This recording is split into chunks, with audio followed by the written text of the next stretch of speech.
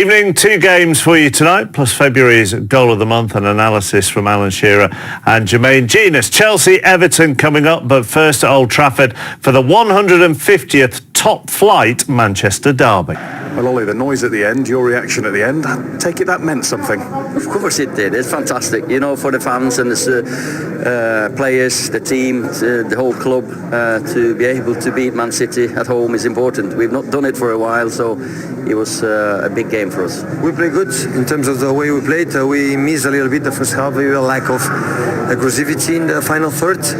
The second half was better, but we played a good performance. We need to do better. Not acceptable to play this way and to lose 2-0 here with the team that we have.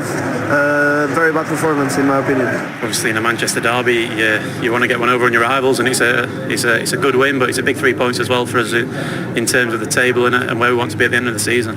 You've now got that consistency of 10 games unbeaten. You've beaten Manchester City twice. Is that kind of a symbol of the progress you're making? Well, I don't know. We feel that we're improving as a team, as a squad, as a group together. We feel the fans, they want us to do well, and they see what we're doing. So we're getting better and better, but we need to keep plugging away. The reaction of the United fans inside Old Trafford made that feel, from their point of view, more than just 3 points in the derby. Absolutely, it was a fantastic atmosphere, and the Manchester United players reacted to that. They fed off that, and they were the better team. They deserved to win. They had some huge performances in the Matic, Fernandes and Fred in the midfield, dominated. Wan-Bissaka at right back, which Jermaine will talk about in a minute.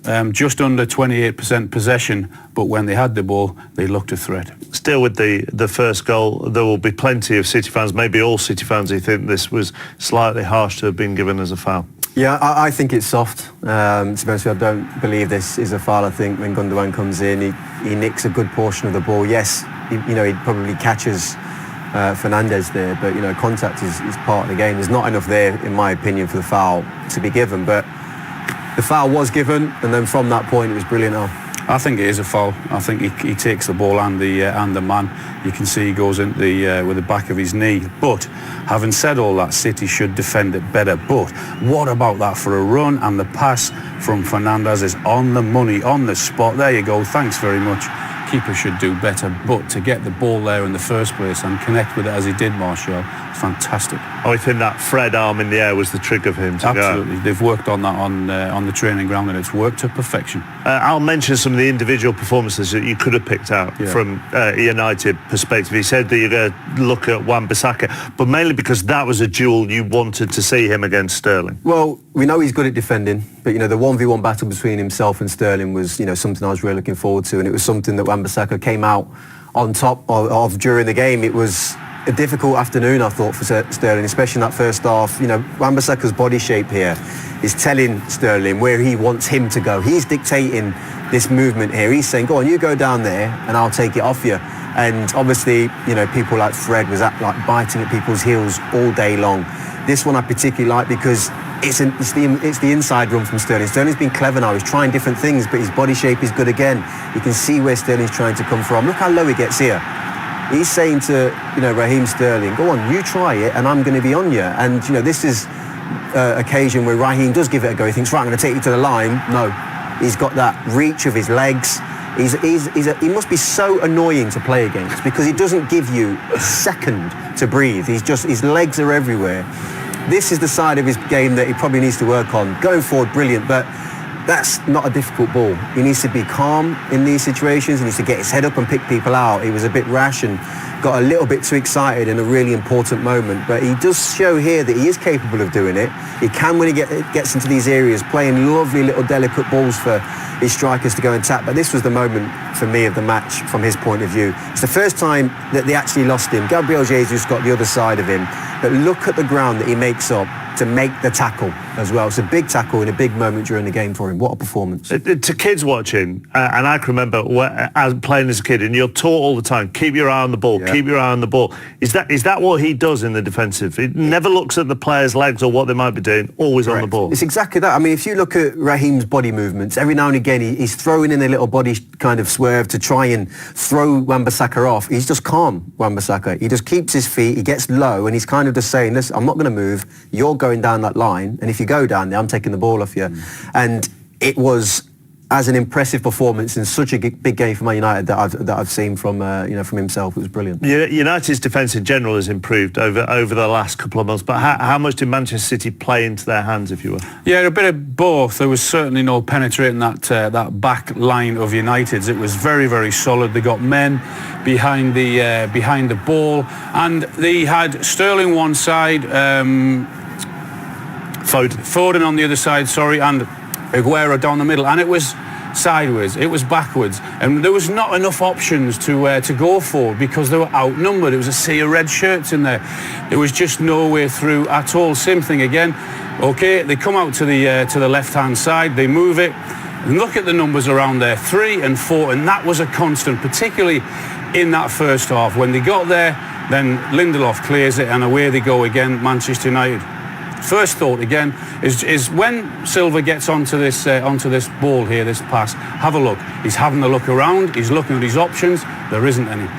He cannot go forward at all. So what does he do?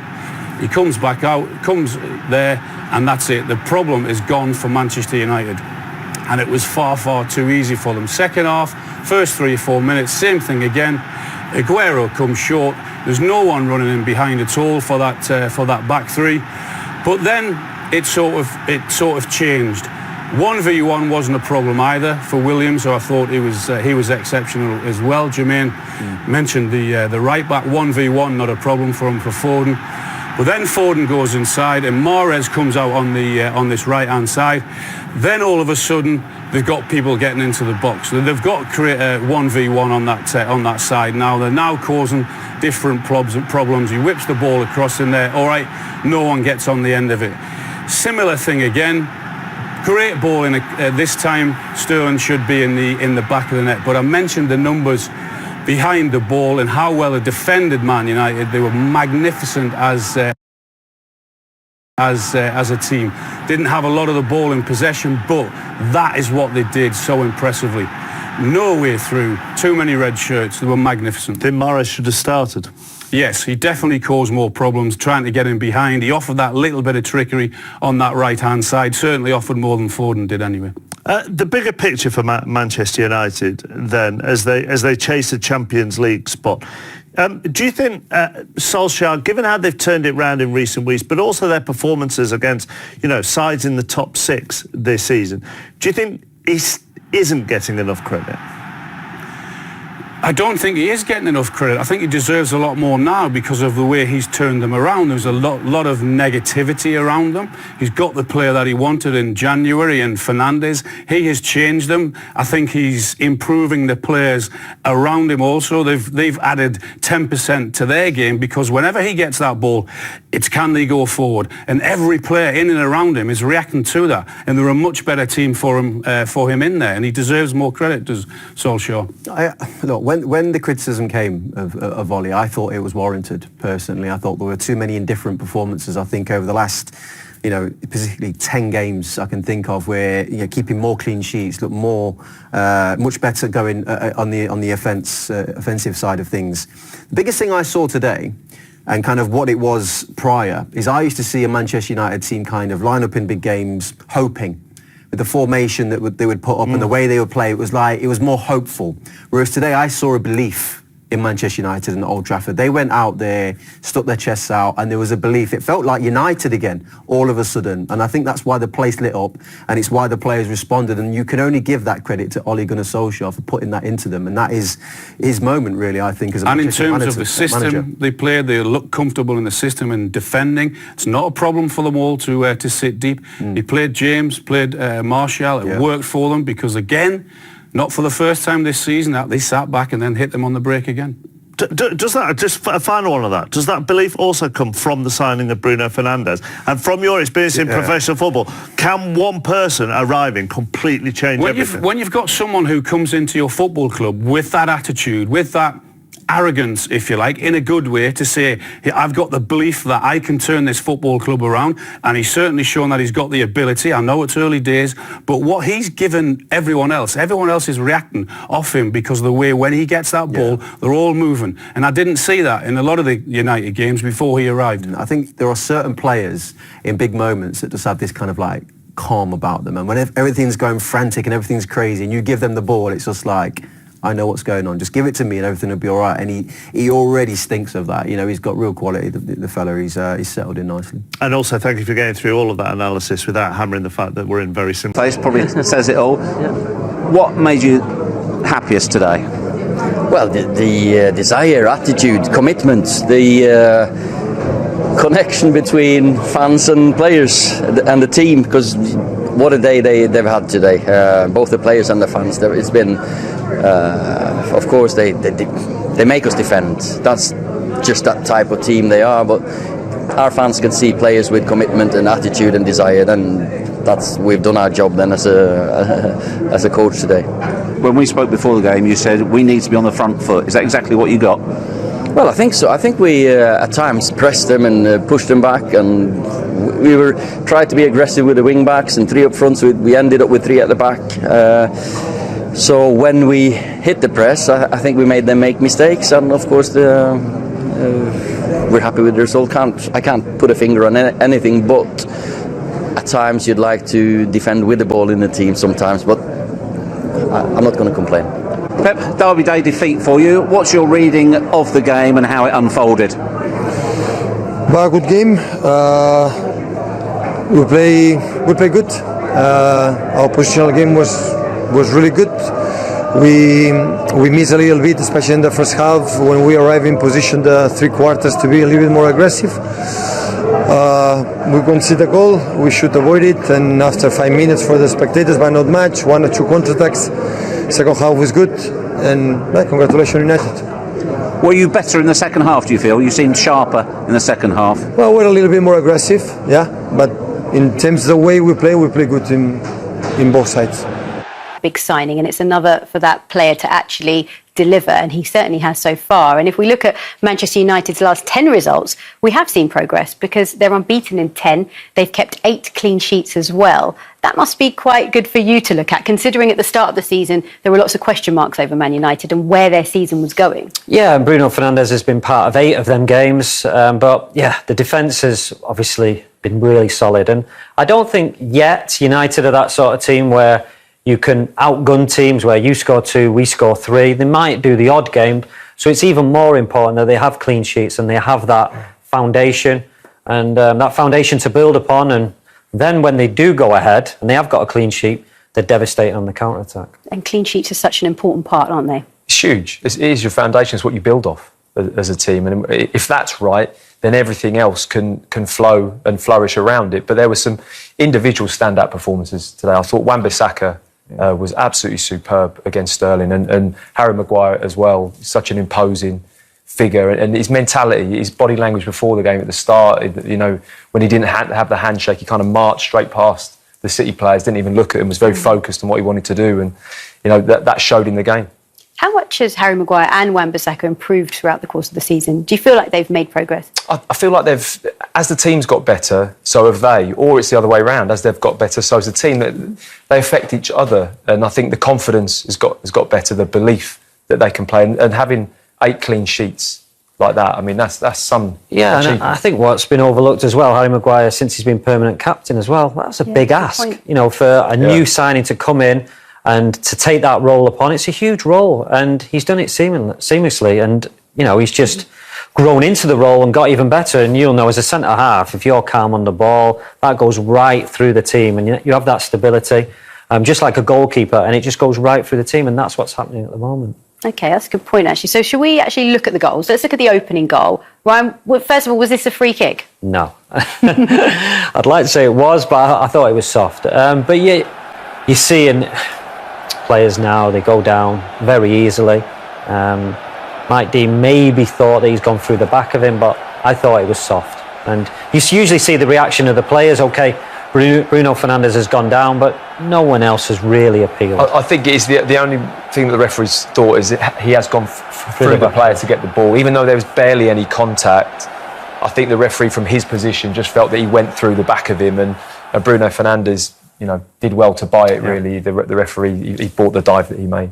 Okay, well, let's look at the goal itself. And I know you were having a big debate on match day night about whether this is off the training ground or not. What do you think, Ryan? Yeah, I thought it was pure. Well, for these reasons, I know that City, they like that high line, and also what's your centre forward not doing in the box. So I also, could understand if they've just seen it, because they are, Fernandes is a smart player, and they've just seen something. Aguero as the defender, so maybe they've seen that. But I just feel that it has come off the training ground, maybe something they've worked on, and a little bit of a double hit there, which maybe has deceived Ederson, but Ederson in the past would save that. The reaction time from Fernandes chipping the ball to the movement of Martial for me was too close. It was too perfect. Yeah. So I think if it was just off the cuff, I don't think he'd have been able to play it as easy, because Martial just all of a sudden sprints. He looked disinterested, and then bang, he's gone. So I think to be able to react in that way, he must have known that it was going to happen, So I you're both in agreement here. I feel it was a training ground move, personally. Should Ederson have done better, though, Matt? Yeah, but like Ryan said, I think it ricochets off the shin. So for a goalkeeper, you lose two things. One, the ball doesn't drop down further enough, so you lose a fraction of a second in the fact the ball hasn't dropped to his foot, and also it's coming off a really hard surface, probably off his shin pad or off his shin, and it's just cannoned off the wet turf and just didn't get down quick enough. I think we might be being a bit harsh to say it was a mistake, but I think he will be upset.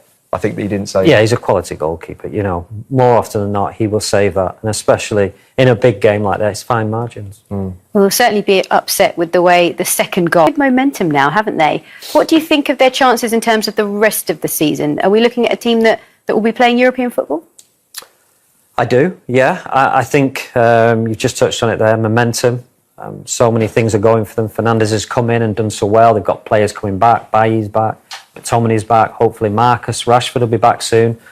And they're still in two cups as well. So they have to keep it bubbling. And that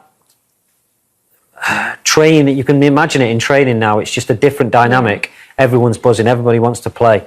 And competition for places will be there. So it's just what Ollie wants. And at this stage, whether you're trying to avoid relegation or you're going for Champions League, momentum is huge. It's always great when you're winning, isn't it? But then for Manchester City, on the other hand, things have taken a strange sort of turn. And you both mentioned that Ederson is not at his best. Is that a reflection of the wider team? Because we're not seeing City at their best, are we?